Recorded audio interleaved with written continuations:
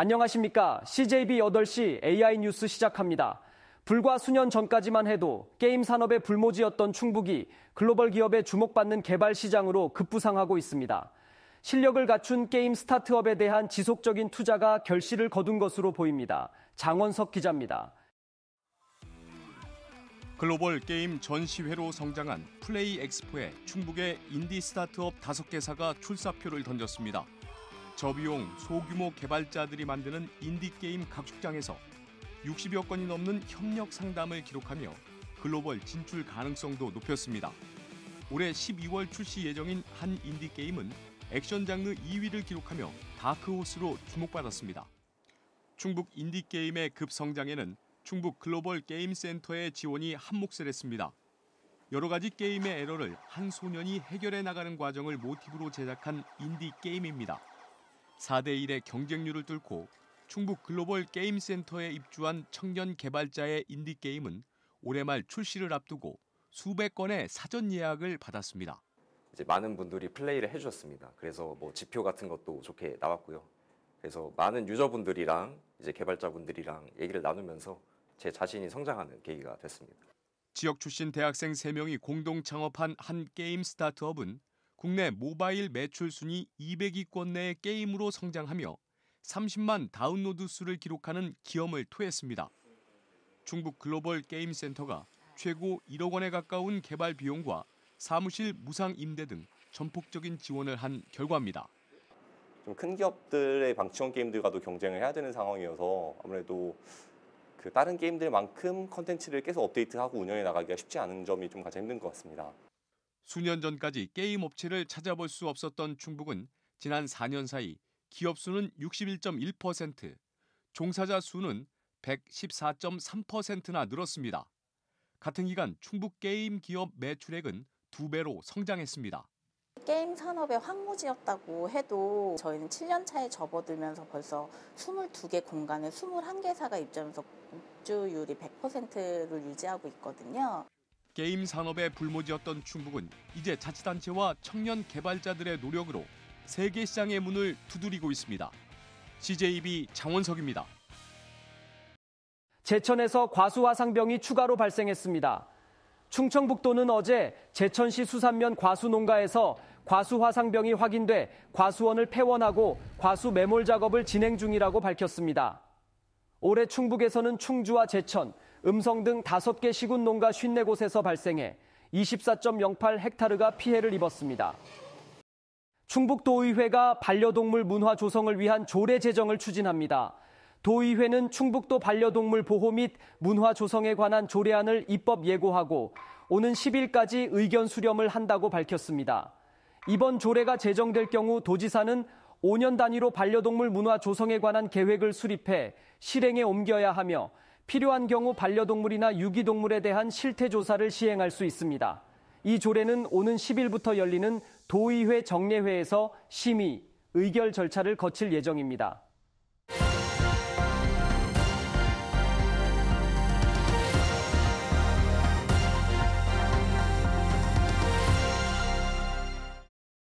성심당 열풍을 시작으로 대전이 빵의 도시로 거듭나면서 대전으로 이른바 빵지순례를 오는 관광객들이 늘고 있는데요.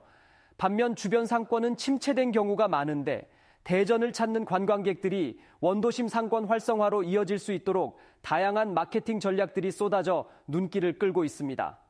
TJB 양정진 기자입니다. 평일 낮 시간인데도 성심당 본점 내부가 전국 각지에서 빵을 사러 온 손님들로 발디딜 틈이 없습니다. 저희가 영동에서 일 보고 화성으로 집 올라가는 길에 대전 성심당 빵이 유명해서 한번 먹어보고 싶기도 하고 너무 어렸을 때 먹어서 기억도 잘 안 나가지고 다시 먹어보고 싶어서 굳이 이제 가는 길에 들렸습니다. 성심당 고객의 8에서 90%가량이 외지 방문객들인데 성심당 빵만 사서 대전을 떠나는 손님들이 많습니다.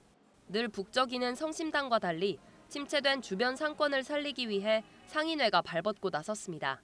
성심당에서 빵을 구매한 손님들을 대상으로 은행동의 식당과 카페 등 16개 업체에서 할인 혜택을 주기로 한 겁니다.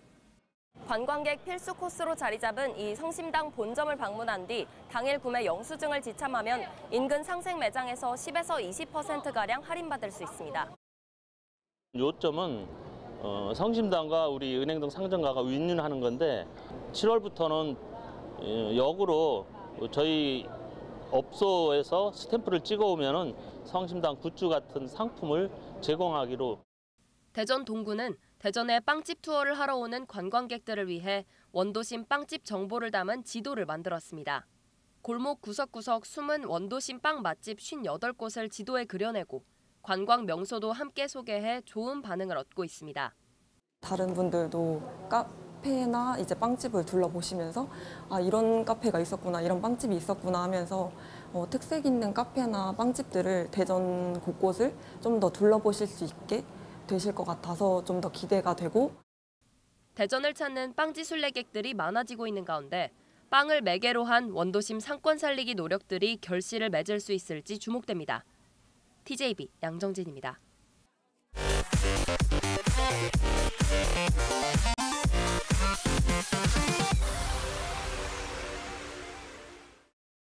제천 의림지 복합 리조트 개발 사업과 관련해 민간 투자자 공모가 연이어 무산됨에 따라 난항이 예상됩니다.